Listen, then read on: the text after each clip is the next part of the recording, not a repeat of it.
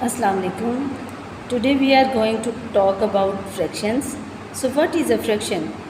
You see, fractions are everywhere. A fraction is a part or portion of a whole. जैसे आप सब ने pizza तो खाया होगा। जब हम पिज़्ज़ा मंगवाते हैं या बेक करते हैं तो वो एक मुकम्मल सर्कल होता है, ठीक है।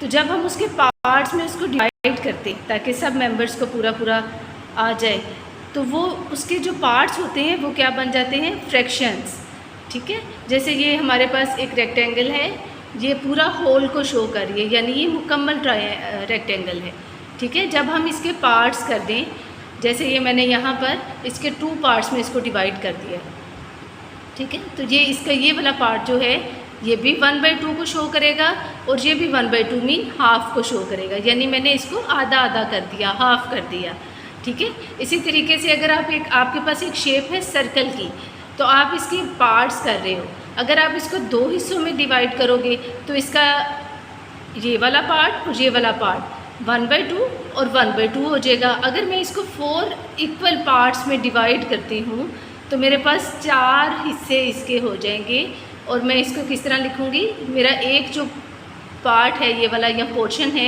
इसको मैं बोलूँगी 1/4, ठीक है। तो ये भी 1/4 हो जाएगा आपके पास, ये वाला पार्ट भी और ये वाला पार्ट भी। इसी तरह हम इसको कलर्ड पार्ट से भी डिफ़ाइन कर सकते हैं। जैसे ये आपके पास एक शेप है, आप इसके 4 पार्ट्स में मैंने इसको डिवाइड किया है और 1 पार्ट जो है वो इसका कलर्ड है, ठीक है।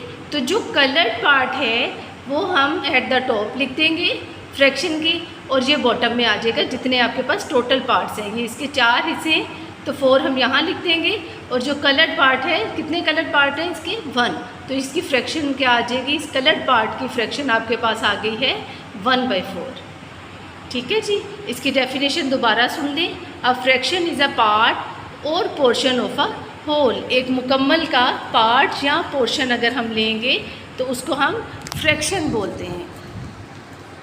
Fraction has 2 parts.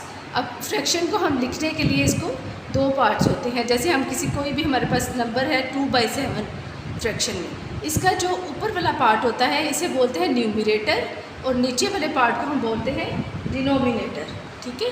तो न्यूमरेटर क्या होता है, is the top of the fraction, और बॉटम ऑफ द फ्रैक्शन में क्या आ जाएगा, 7, जो कि डिनोमिनेटर है आपके पास। नेक्स्ट डेफिनेशन है हमारे पास लाइक फ्रैक्शंस की। Like fractions have the same denominators. ऐसी फ्रैक्शंस जिनके डिनोमिनेटर्स यानी नीचे वाली वैल्यूज़ जो बॉटम में आती हैं वो सेम हो, उन्हें हम लाइक फ्रैक्शंस कहते हैं, ठीक है। और जिनकी सेम नहीं होती उनको हम कहते हैं अनलाइक फ्रैक्शंस। जैसे लेट्स सपोज ये unlike fractions have different denominators. For example 1/9, 4/10, 3/8, 1/4।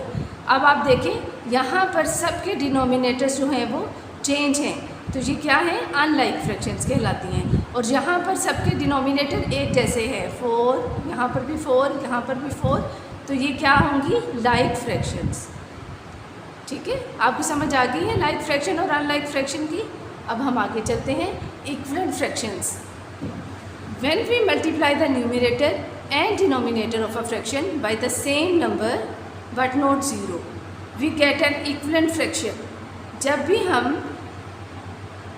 Numerator और डिनोमिनेटर दोनों को किसी सेम नंबर के साथ मल्टीप्लाई करते हैं तो उससे जो फ्रैक्शन आपके पास बनती है वो फ्रैक्शन और ये वाली फ्रैक्शन आपस में इक्विवेलेंट फ्रैक्शंस होते हैं, ठीक है। लेकिन आपने 0 से मल्टीप्लाई नहीं करना, 0 के अलावा किसी भी डिजिट से कर सकते हैं, ठीक है। जैसे मैं लेट्स सपोज मेरे पास 1/3 है, मैं इसको 1 को 2 से मल्टीप्लाई करूँगी तो डिनोमिनेटर को भी 2 से ही मल्टीप्लाई करूँगी। 2 से मल्टीप्लाई किया तो क्या आ गया आपके पास, 2, और 3 को 2 से मल्टीप्लाई किया तो 6, तो ये क्या बन गया, 2/6, ठीक है। तो 1/3 और 2/6 आपके पास इक्विवेलेंट फ्रैक्शंस हैं।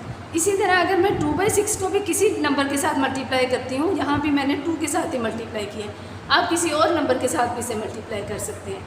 तो जब मैंने 2 के साथ 2 को मल्टीप्लाई किया तो 4 आ गया, और जब 6 को 2 के साथ मल्टीप्लाई किया तो 12 आ गया, ठीक है।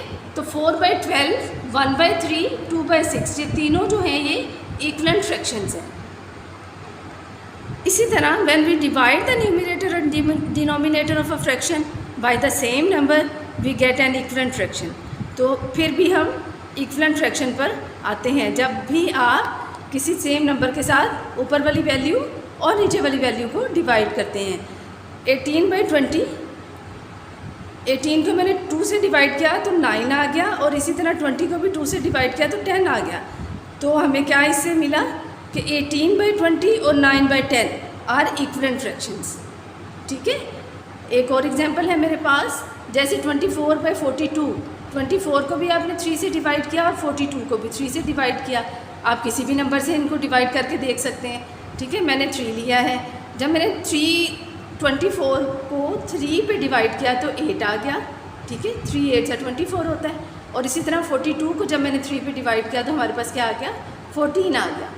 तो हम ये कह सकते हैं कि 24/42 और 8/14 आर इक्विवेलेंट फ्रैक्शंस। ये दोनों भी आपके पास इक्विवेलेंट फ्रैक्शंस हैं।